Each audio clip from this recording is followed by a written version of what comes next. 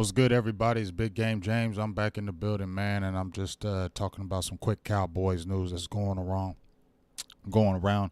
Before we hit the final word today, make sure you check that out tonight at 9 p.m. Eastern Time. You know how we do, Law Nation, Boss Cowboys, the OC, and myself. Make sure you like and subscribe to all of those channels so we can continue to grow like we like to. Now, just my quick thoughts on some news that just recently happened.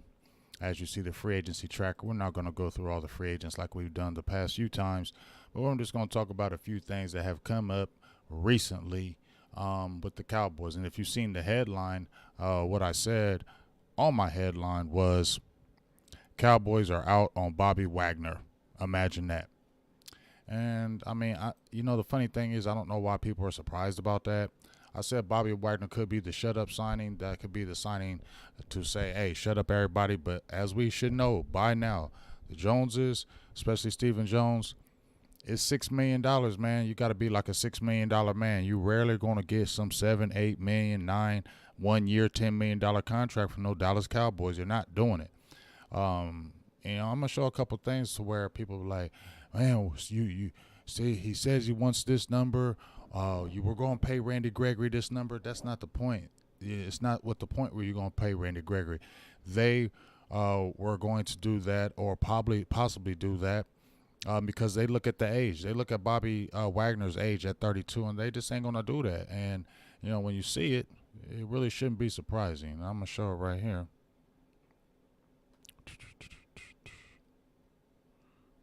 Where is it at?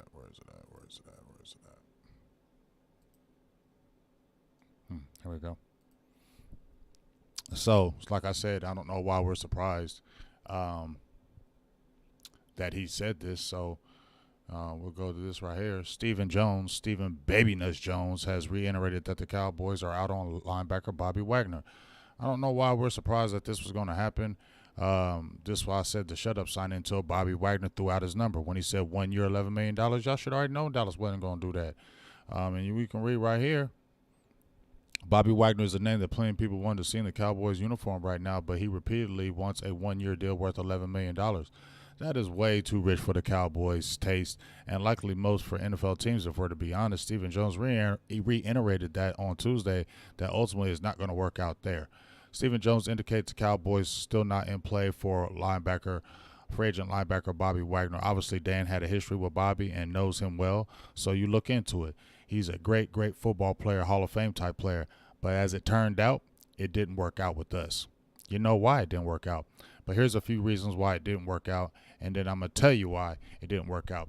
The Cowboys have Michael Parsons, at foreign mission Jabril Cox, who they have high expectations for. They re-signed LVE, and there's a reason why that's a kind of cover our base signing, so you can't say we didn't try to do anything. He knows the system. He knows the program. He's not a bad linebacker. Have him in for 1 year. You can still draft an impact linebacker.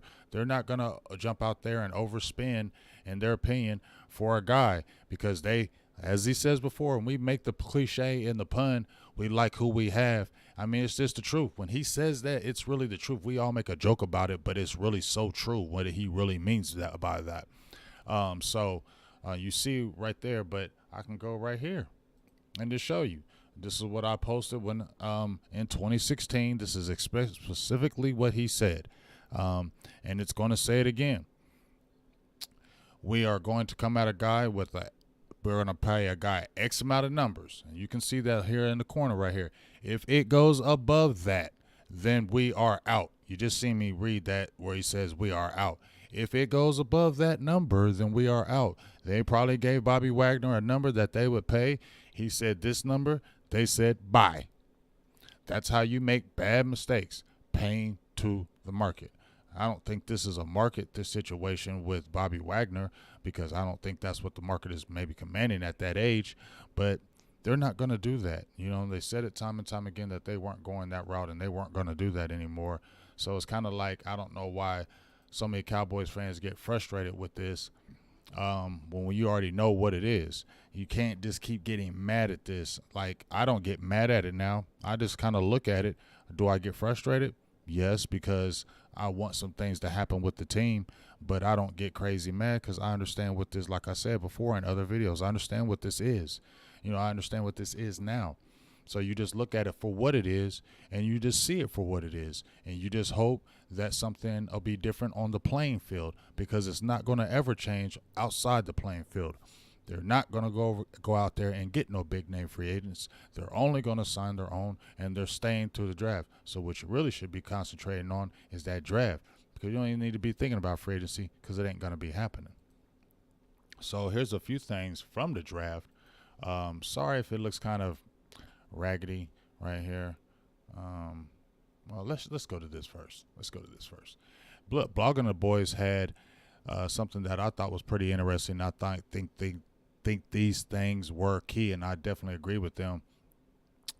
They had an article said the best 3 things that have happened to the Dallas Cowboys this offseason by RJ Ochea. He was on our show. And pretty good guest. We had a good time talking with him about some things. I like to revisit that show because I think we said some things on there that I definitely like to rehash or go over again. But in saying that,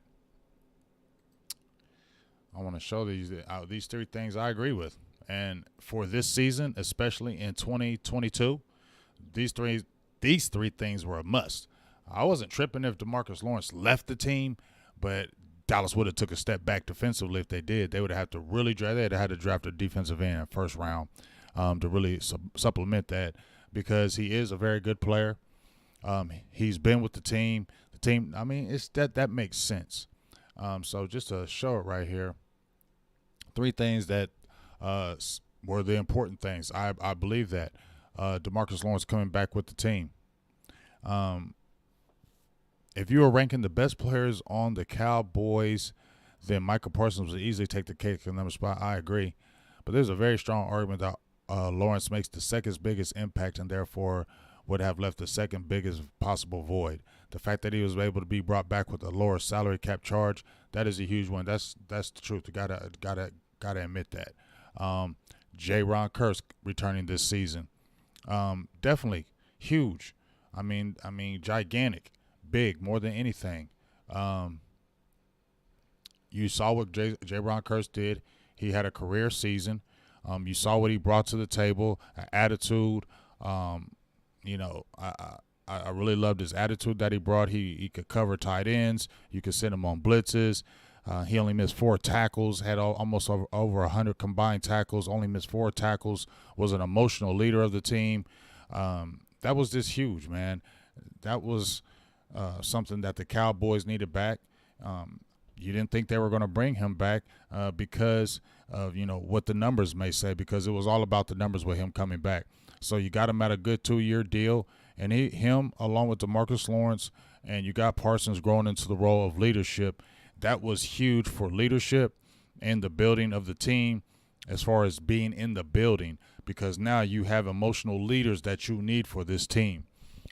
Michael Parsons is still growing into that leadership role, and I think he's going to still continue. He's a leader, but he's still continue to grow into it. He's still a very young player. You got veteran guys right here, and Demarcus Lawrence and Ron Kearse, who've been around there. Kearse really took to that role that Dan Quinn gave him. He had the green light on as well. The defense really loved him. The team really loved him. You see the fans love him, and that's big if you're going to continue to be a very good defense, and you don't want to lose voids. And when you look at the defense as a whole, I will say that I am glad that they brought the whole defense back. Would I like to see more free agents come? Yeah, but I know it's not going to happen. And maybe a 1 or 2 select maybe happen, but it's got to be right. That's why I did mention Anthony Barr, because I feel like he still could be into play. That Stephen Jones said they weren't done in free agency, but it's only going to be about a deal. Well, they weren't working something out with Anthony Barr. He's 30 years old. I'm sure he's going to want money. But if they probably hold out like they do,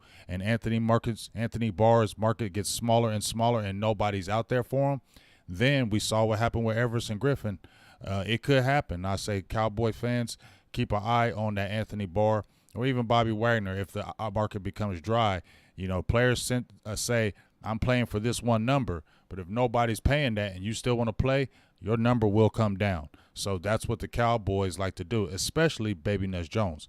He likes to do the third wave of free agency because he knows those top guys are going to get get that big money, which they're not going to spend. You said we're not paying out, going out the market and doing market prices. They're not doing that. So that's why they wait till the third wave of free agency. By that time, players are going to be, if you might be a good player, but people aren't going to be matching those numbers. You might fall through the cracks. That's what Stephen Jones is hoping for, that some of these players fall through the cracks. They don't get signed by these teams in those early waves of free agency, and now he can come at them with a more number that he likes, and they have to more likely take because they don't have any other options, and that's what he hopes going in free agency.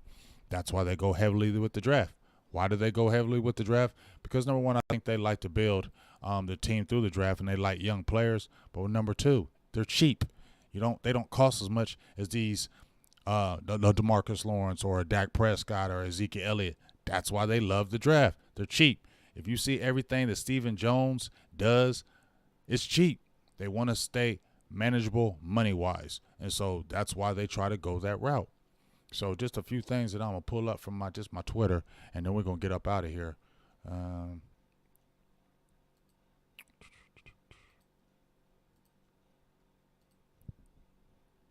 Yeah, we already talked about that.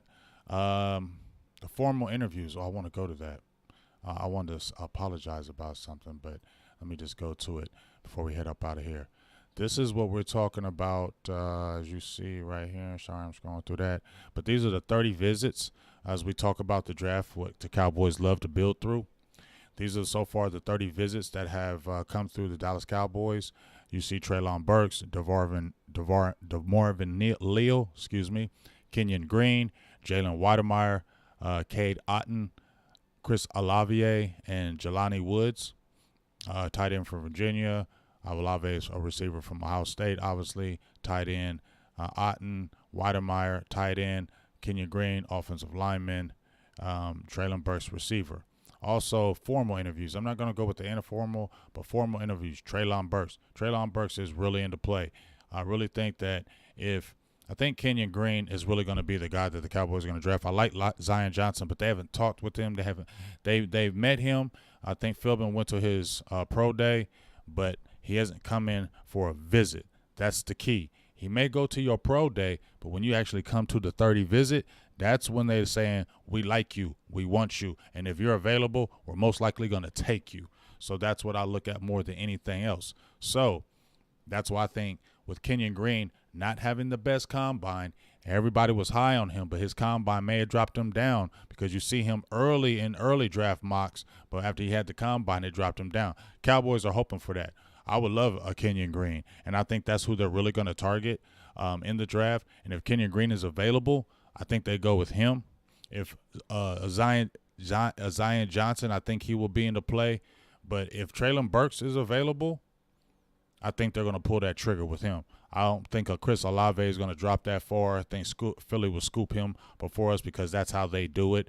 But Treylon Burks, with his 40 time what it was, he definitely can drop. So I think the first-round pick, in my opinion, could really be Kenyon Green or Treylon Burks. Those are the first two picks, in my opinion. If those two guys are available in the draft at 24, one of those two guys are getting picked by the Cowboys. Also, you see this name, Cade Mays here from Tennessee. He is also a guy, in my opinion, that is going to get drafted by the Dallas Cowboys. If he is available or there by day 3, a day 3 pick, then the Cowboys are going to choose him. So that's where it's coming from me. If we're talking about another player that the Cowboys definitely could draft, I know they like that Jelani Woods, but a lot of people like him too because he's 6'7". He's 258 pounds, ran that 4.6 40. The tight ends coach has already been to his pro day, already met with him. They were extensively at his pro day. He's come in for a visit. The Cowboys want to draft him. They would love to draft him. I would love to draft him because he ran a 4.6. Cowboys don't have that type of speed. They need somebody that can really stretch the defense and seem like Blake Jarwin was. They need a replacement for that. But a lot of people are liking him as well. So unless they make some draft trade, maybe a fourth, one of those fifth-round picks with Woods being available maybe in the fourth and somebody maybe prying, I think that's where you can wheel and deal with one of those 5 picks and maybe move up to get that guy. Okay, so I think that could happen for Jelani Woods if he's around the fourth and somebody may want him, and because he's still a developmental player. He really didn't turn up until his last year of this past season. He's still developing, so he's still kind of a project. So you would be reaching if you went high like third or something like that. But maybe he's a fourth and somebody wants him. That's when I think Cowboys might move up and try to snatch him because they like him. So keep your mind on what I just said with that. Also, Jalen Wydermyer. He came in for an informal visit. Now he's in there for a 30 visit. He reminds me of Martellus Bennett. Martellus Bennett wasn't a bad tight end at all, but he didn't really get a chance to shine because of Jason Witten. When I look at him, he built just like him. He looks just like him. Yes, his 40 time was terrible. He didn't have the best pro day, so he's going to drop in the draft. Professor O said he may not. Some teams say, man, he may not get drafted. Could happen, but the Cowboys are banking on if they can't get Woods, they're probably going to look at this guy because he didn't have a bad career, and I don't think he's a bad player at Texas A&M. He had a bad combine. We've seen it before. People have bad combines and still be bad pro days or a combine and still be a very good NFL player. So you can't judge it just by that. So look at Wydermyer being a draft pick later on. If he isn't drafted, Dallas is going to pick him as an undrafted free agent. Bank on it. And Cowboys also visited Chad Muma. We've already talked about Chad Muma. I talked about Chad Muma since December.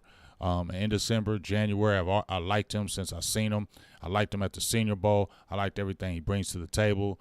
He had a good combine, had good numbers. I say he's going to be a tackling machine in the NFL. Everybody, we talked about Sean Lee 2.0, could definitely well be that. Cowboys worked him. You saw what he did. Stupid fast 6.83. That's ridiculous. And he checks all the boxes. So Muma could definitely be in the play for their draft pick. Like I said, Sean Lee 2.0. I think they're going to look at that linebacker position within those first 3 picks, definitely by pick 4. But I think they're going to get a linebacker by round 3 and check for Muma being one of those guys if he's available in round 3. And I will kind of end it here when we talk about Michael Gallup.